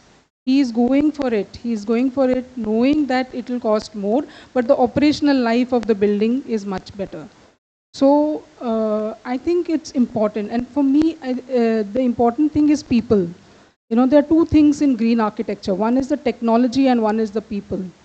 People's behavior matters a lot. And that is where the client's ethos, you know, as to what is his values, what are their values, what do they care for, that matters. And that when that is there, it automatically, you know, percolates throughout the office or whatever, the hospital. Same thing with Hiranandani, you know, everything that is required is done. So there are a whole range, even in the case of this building that we did self-redevelopment. In a self-redevelopment, there is no developer, you know, all the people, the owners themselves. So they all came and said that they want to do a green building and they want to get full marks. So I was very happy. I said, okay, full marks may not be possible, but we'll try, you know. So with that kind of enthusiasm, I think we were also determined that let's do the best possible for these people. So it's a combination of things, and I'm sure that we as a team are looking forward, going further to doing much more in sustainable design. Right now we are more in as a consultant. We would like to get more involved in the design and contribute to that as well. In some cases we could, in some cases we couldn't. But that's where our future looks like in net zero and so on. That's where we want to go forward. Thanks, Roshni. Well, let me just clarify that, you know, if I've given the impression that I'm not valuing numbers, that was not my intention. I'm quite, numbers have a power and they can kind of intelligently in particular ways, and you all have kind of, you know, all of you been talking through some ways of thinking about numbers. But let's say, I mean, in the late 1990s, when MVRDV as an architectural firm in Netherlands engaged with their project of Metacity data town. So the idea was to work with numbers and think through doubling the density of cities in Netherlands. Now that may be a research or a project which is not a client given project, but I pose this because I've seen through your website and each one of you has a research wing to your practice in that. And this work, which was a projection of numbers and densities, worked purely with numbers, projected scenarios that lent to certain kinds of building types. which became new explorations. For instance, the Dutch pavilion built in Netherlands. So I'm saying beyond the client-driven projects, and I recognize the importance of client-driven projects. But the question that I'm trying to ask is, beyond the client-driven projects, are there new questions that we as architects in our architectural studios need to engage in? For instance, at Sea, our fourth year studio is on housing. And recently we went to a village in Chilika Island Lake. So there are several villages in Chilika Island. And so it's a village, administrative village, but a census town, more than 5,000 population. And that's the condition. You see the map of India, that's the coastal India's condition. Most of the census towns are on the coast. Okay. And these areas are rapidly urbanizing. There is a demand for new houses that is coming up in these areas. The economies are transforming in diverse kinds of ways. There's no clear kind of direction that seems. It's neither rural nor urban in a certain sense. It's a new kind of landscape that seems to be emerging. So the questions of the 90s, which were posed in the context of the urban and rural dichotomy, don't seem to be true today. And I was trying to kind of get at there today. What we learned from our work is from our field study, and the studio is ongoing. What we learned is that people are investing 3 times the amount of money in building their houses, okay, in the village, than what they would invest in 2015 or 2019. 2019 is Cyclone Philin, and one sees a drastic shift. And one is building with all kinds of pakka materials. And they are improving the inside of their house, but actually life is lived outside the house. And nobody is kind of thinking about this relationship to the outside at all. Okay? Now, how do we engage in such conditions when the amount of money that is, being invested is increasing, but it doesn't come at one go? It may be over a period of 5 to 10 years that one might be investing over a period of time in all of these houses. Chitra showed one example of the retrofit where the homestay was kind of done in the in one of these houses in a village. Now all of these houses and the urban condition that seems to be emerging is of houses that are growing income. It has always been the case, but it's kind of become manifold with the urban transformation that is kind of taking place. And often these are not the clients who would come to you and give a project. And if one has to go beyond the 700 people that we might train, because let's start thinking of numbers in very in different ways. 5,000 population in one village, and you multiply it by the coastal condition with the number of villages, is a huge number. And these are not where architects are reaching out to. So are there new questions that are emerging for us which go beyond these client-driven projects, or the the rural context that became the setting for practices in the 90s and the 2000s? What's the new context that is hitting at our door? And could we kind of articulate questions from there? Does it mean, I mean, to put it in another way, do we need to engage with Baker, Laurie Baker and Gandhi in newer ways? Does it pose a question to us to engage with Baker and Gandhi in newer ways?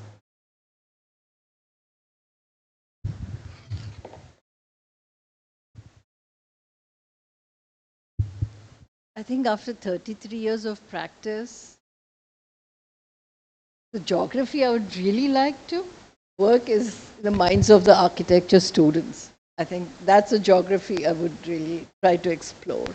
especially in today's context, and especially, and I'm not qualifying you all, but generally the general nature of students of architecture right now, or, is, or in schools like here, where you engage beyond just form or just architecture. And these are the minds I would really like to explore, because they go out and become architects, and fortunately they have no connect with the politics and no connect with the reality. And they probably would get out and copy Malak and me and try and get somebody's second home next to the coast, or a large home somewhere, because that's what they're seeing. We are giving them this. But what's happening in their minds is something which I would like to explore, because I think at present we have to be talking, yeah, Baker and Gandhi, but also Ambedkar. And are we? I'm not. I don't know how much I know about him, but when I'm teaching, and it's sad to see that you have no idea of who is building for you. We make them say, I want to use this material, I'll use stone, I'll use, sorry to say, even rammed earth. And say, okay, go and ram a wall and realize what happens. So it's all, how do I now, so that's in my mind, is how do I change the idea from, there is the client and there are they.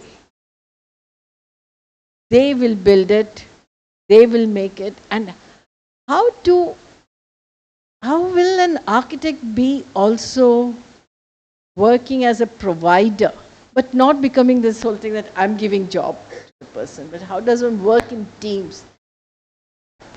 These are the geographies I would really like to explore, and it doesn't happen on hard land. And also, how much are the students understanding why a policy was made, why a bylaw came about the way it is, and what can you work with the bylaws, and is there a way of changing the bylaws, the way of rethinking of bylaws in the cities? Are we really being ecological when we build these large buildings in the city too? And then, do I understand the flooding in the city? Am I responsible for the choices I'm making? So I would really like to be thinking of tyranny of decisions. These are the stuff where I don't really know anything more, but how do you understand hedonism? How do you see gentrifying? I'm staying at this place, Dahisar, and I'm walking through. Very interesting to walk through, and you have all the sabji walas on one side, and one side is some golden mall or something coming. But people are watching. You cross through and see a Durga Puja mandap, which is amazing. I thought it was still how come still the Ganesha is there, but it's Durga Puja. And how things are changing, and who's deciding? And are we, especially architects, engaging and questioning these decisions? It's you people in the college who have to do the job.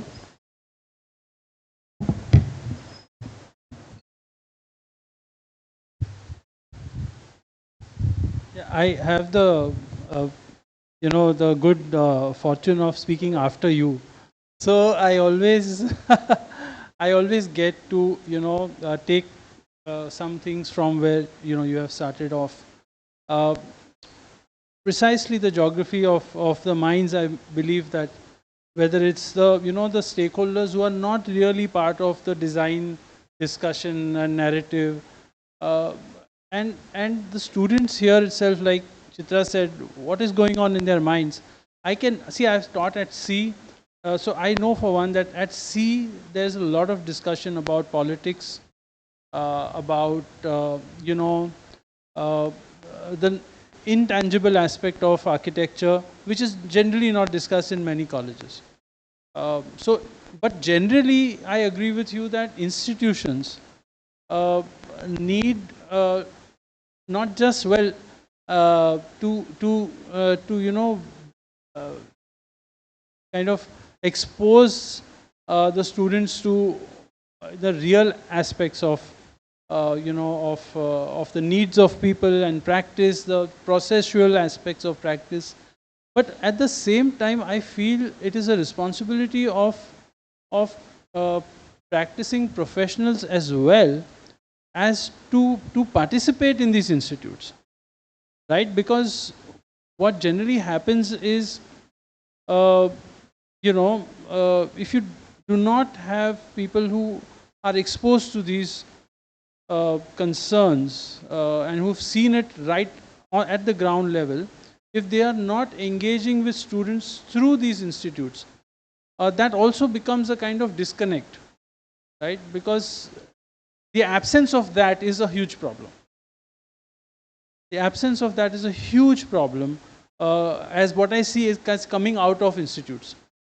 You may have, say, institutes and some pioneering institutes in our country and in the world are trying their best to plug the kind of loopholes which are existing in the, popular kind of or traditional, let me say, system which has been happening for decades now.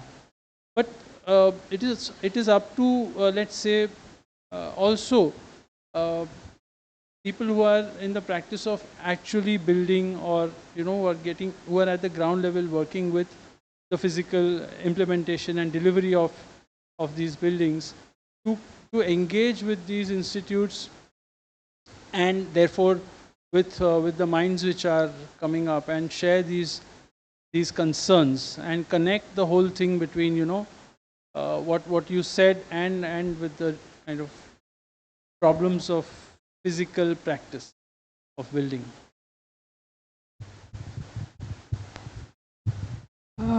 I would like to address some of the issues you mentioned about urban, rural.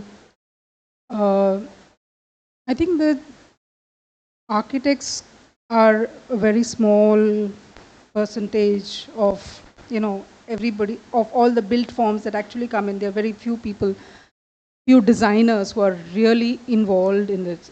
And the second thing is that there's a lot of transformation going on.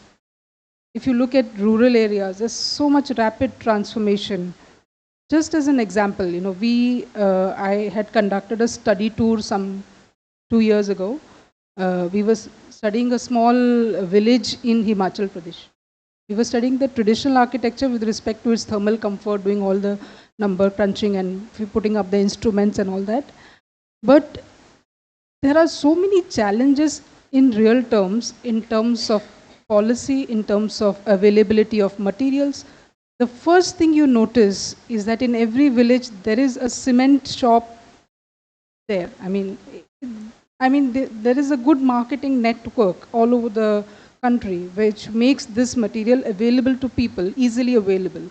If you look at the traditional Katkuni architecture, it's very difficult to now do it again because the Deodar is not available. There is a policy of TDS. There's so many issues with the beautiful architecture of theirs that they all have their traditional architecture, and then right next to it is a new concrete structure, which, as you say, may not be occupied, but the people are building, new buildings. They have a big, 20-story, 20-room building and all that traditional, and then right next to it there is a concrete.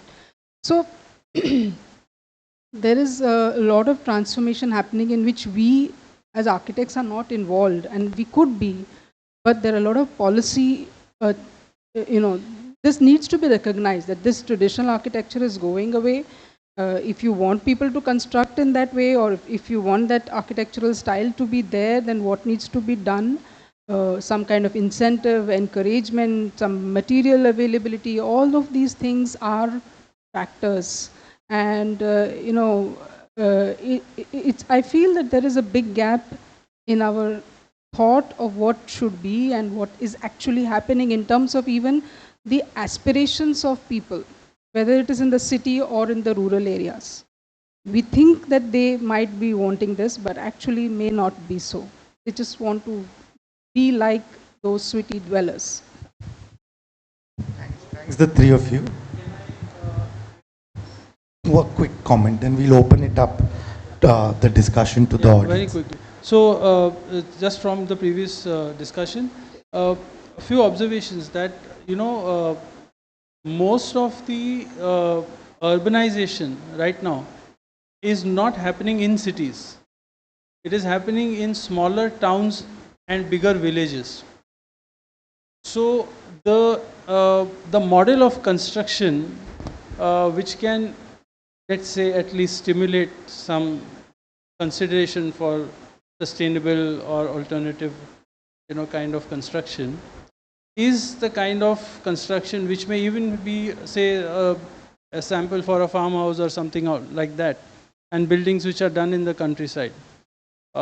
Because most of the urbanization is actually happening in these places.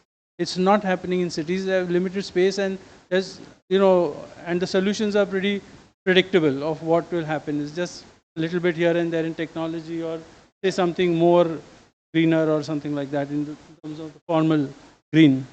So there is a huge, kind of application for low-rise sustainable buildings in the urbanization outside metropolitan cities, in small towns and large villages. The other thing is, you spoke about this, and I wanted to make this point earlier, but I think it got missed out, is that someone famously said that there can be no climate change if you do not take care of social equity. Okay? So again, a kind of counter narrative to when we talk about, like, let's say, this very catastrophic view about let's save the world and there's climate change happening, so let's kind of do it either through number crunching or to some other.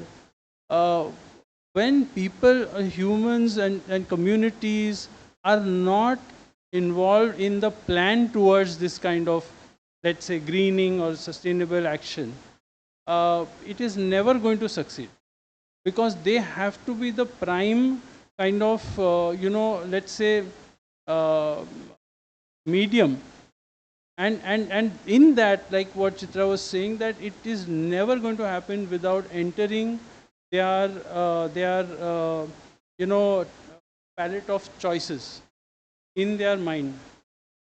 So I think a very big kind of objective for us, I mean, our creed is to be able to enter their palette of choices, that sustainable architecture is something which is economical, feasible, aspirationally suitable, and very, very doable, for affordable also for us. So yeah, these are the couple of points I want.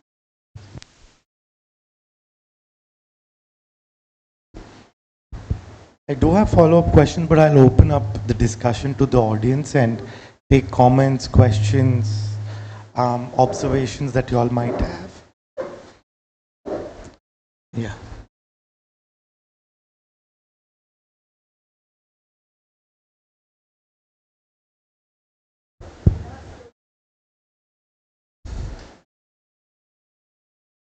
That I do during lectures. So my question was, in contexts like Bangalore or other contexts which are outskirts of the city or something like that, I will not say those so-called net zero goals are still much easier to achieve in that sense. I would put it like that. But in an urban context, when you go with that approach of achieving net zero goals, and when you look at it like a tick box approach कि ये है, ये है, ये है, ये है, food है, electricity है, सब loop में है, is it financially restraining towards a client? Because these systems, especially when you talk about water related systems, the potable water का जो term है, even if you recycle your grey water up to a certain level through one of these systems, the bylaws don't allow you to use it for drinking, or a complete loop doesn't really happen. A complete net zero doesn't really happen. So my doubt was that how do you again convince a client जिसका maybe ये problem आने वाला है. Second, the capital expenditure to accommodate these systems is high sometimes. It is high, at least I think in urban context it is high, and you can tell me if they are. And then again, maintaining operating expend. I would like to also know the balance between the capital expenditure and the operating expenditure of these systems, because at the end the building is to be run. So what is that balance, and if as architects, how do you all achieve it?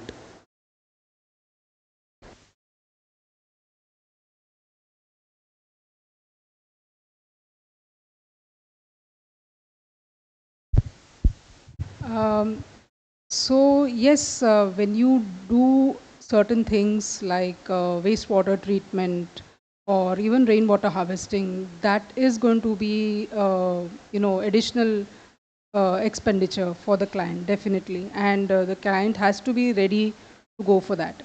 Now, when you talk about certification or your checkbox kind of method, there are levels. You can just be certified level, in which case you don't need that much investment.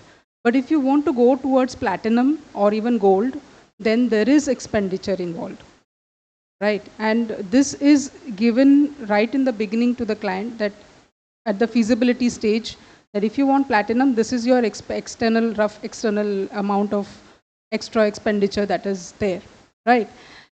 Second thing you asked was about the complete net zero discharge. So that is possible.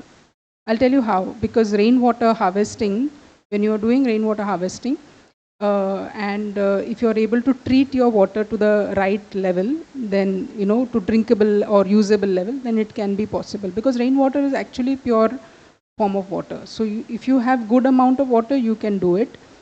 The rest is all related to your non-domestic use. And as far as the operational and the capital expenditure, so remember that any system, like whether it is wastewater treatment, be it any type, even if it is a reed bed system, maintenance of the system has to be there. Whether it is a solar system also, it doesn't work. 30% efficiency comes down if there is dust on the solar panels. So it is a given that any system that has been put requires to be maintained. Otherwise, I mean, you may choose one of the options which is of low maintenance, but the option of, I mean, maintenance cannot be gone over. And capital expenditure is definitely more. Depends again on the system. Like if you're going for a membrane technology for treatment, it will cost you more. Again, in membrane bioreactors also, there are so many choices. If you go for reed bed, the choice is less. If you design a reed bed, which is, like the NERI type of system, phytorid, maybe less. So there is a lot of variety in all of these things.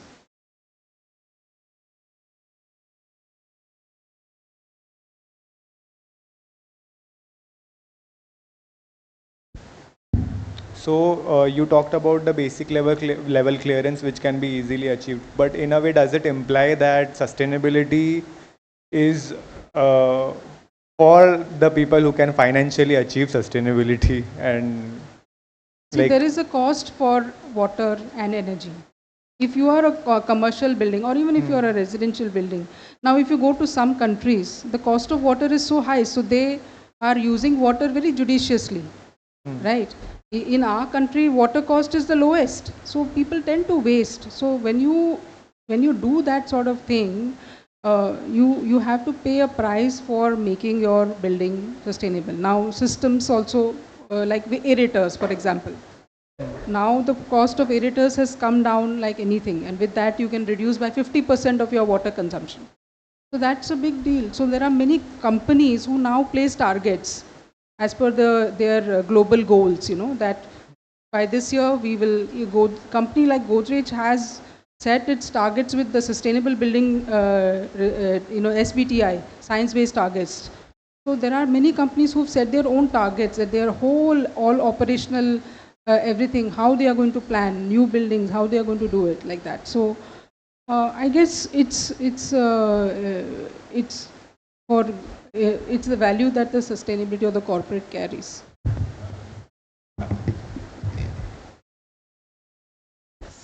What life is without maintenance? What is life then? Would you like to just eat and live without maintaining your health? No, no. So what we are talking about is health of a ecosystem. Yeah, and now these buildings have become part of the ecosystem, the kind Roshni retrofits. But where is the policy from the government? Where is the policy from the city? Now, Bangalore is, I think there are only 2 cities in meter the water, and it is one of the most expensive water uh, utility in India, because it brings water from 100 kilometers and takes it up almost 1 kilometer up. So energy wise and distance wise, it's very expensive water, but it's charging very low. Just now it increased it by 10% after 10 years. When you cost the water, then you would know what you're spending on to save the water, which is falling on your land. And how much are you as a citizen responsible for the urban flooding?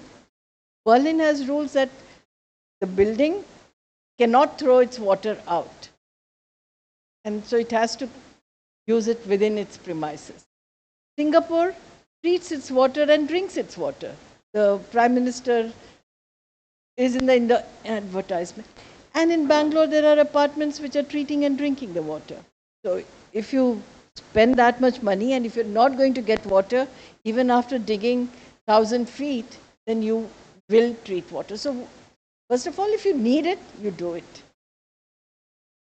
And unless you do it within a small project and then see the results and then expand it to the city, it's possible. So we did rainwater harvesting. We continued working on a project called Million Wells for Bangalore, and it has helped in recharging and bettering the aquifer, also trying to reduce urban flooding in its own way. But further to it is that we treat water in Bangalore to a very high level and send it to the outskirts, 100 kilometers away to Kolar, a dry region, and the tanks are getting filled up, and there is food security for the villages as well as it comes back to the city. So what's the city using? It's using only 20% of water which comes into the city. Rest of the 80% after treatment is going back to the regions around. See, it's not just one building. One building, you do the effort, then it has to be, you have to have it transported to many buildings and to the region and the cities. And that cost which you keep talking about is part of construction. I'm sure she works out return of investment. And that's why it's very important to look at business models. Why is her practice continuing? Because somewhere along the line, the clients have said that it works. It's not only aspirational, but it works for their purse too. I'll also add to your, somewhere many of your questions were answered. One point is there. If you understand that this problem, you started with the point that it is probably easier to achieve sustainability in these small buildings in the outskirts. Your answer is in your question itself. If the city inherits some problems by being the kind of city that it is, then its solutions have to be more expensive. Within the city also, probably your focus is on the question of tall buildings. Am I right? Do you know a slum dweller pays 3 times the cost for water compared to a person living in a building? 3 times. So understand, it's very important to understand the problem that the city causes. Now, should an architect also, develop understanding, courage, motivation, and strategy to not just affect policies, right? Administrative decision making, but also political will. There are questions of political will.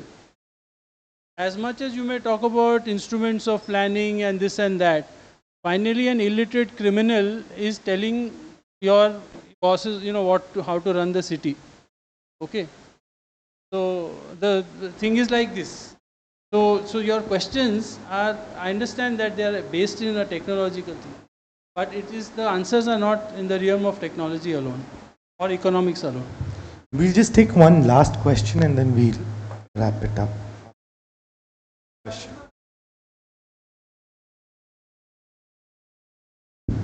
Because of the it's like the environmental issue is a geo issue, and architects and even municipalities work with micro either plots, or even municipalities work with cities, or their boundary. I mean, cities occupy 1% of the land of the entire globe. So actually cities actually don't really, they don't really, but I think so to kind of think of it as the practice, the environmentally sensitive practice as a practice which responds to a planetary question of environment. Instead of that, if we kind of recast it as a question of aesthetic, as a question of health, as a question of individual lives and families and households who are occupying and will be occupying those projects and those cities, if we recast it. And I think there is a way to kind of, because how is an environmentally sensitive response, how does it make the life more durable, make practices within those households more durable? I think if we recast it as that, I mean, there are economic analysis which one can do and but people don't relate to that. But I think there is an aesthetic question, how is it different from living in a garden or a jungle as compared to living in a concrete forest, So I think there's an aesthetic question there. And if we recast it as I think and connected to the health, because health crisis appears to be the next, big crisis emerging in the next decades. So connected to the health of the individual rather than that of the planetary thing, I think that there is a useful way to kind of think about the environmental approaches, environmental sensitive approaches.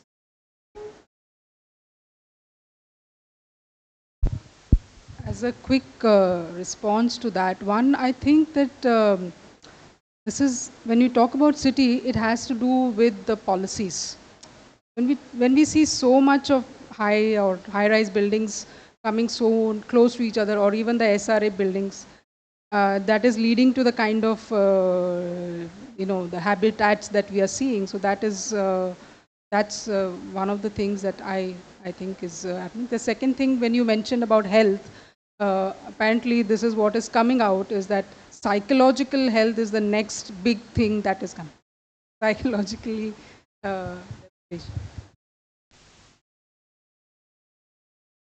I think we'll have to get this session to a close. We are running beyond time, but thank you for a wonderful session. And I do agree that we need to kind of find ways of moving architectural discourse beyond posing the environmental question as a technological question or a technological fix. And I guess Prasad's last comment was about that. So thank you for this wonderful set of presentations. I hope this has given people who are present over here and online some food for thought as to that we really don't need to ask newer questions concerning environment today. So thank you.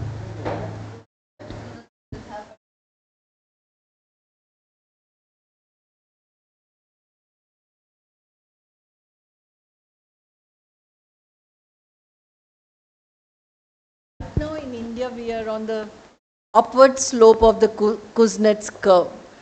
So we will destroy the environment, we will do all that, we'll reach a plateau where we are sufficiently rich in terms of understanding and also in terms of economically, and we will improve the environment. And that's, you can see that's happening in China. But with our democracy and our messy democracy itself and messy living, it will take longer. It's not that bad, but it's good to be in places where you can discuss these things and think about it, rather than living without thinking. Thank you. I know that there are lots of questions in this room and we have not been able to take them, but I hope that we can continue this conversation with all of you and make it substantial and do something substantial with it. So thank you so much for joining us today, and it has been a wonderful kind of sharing of knowledge and opening up of new questions. And I just held this mic to say that we have 2 more sessions coming in the next 2 weeks, and the next session is going to be on heritage conservation practice, which emerges, as in a very different dimension after the liberalization. And we have 3 very interesting practitioners joining us. You will get the details, all of you will get the details very shortly. So please do join us next week. And thank you all for, thank you Rohit for, opening up so many wonderful questions and placing this whole discourse in a broader field, and all of you for sharing your works. Thank you. Thank you.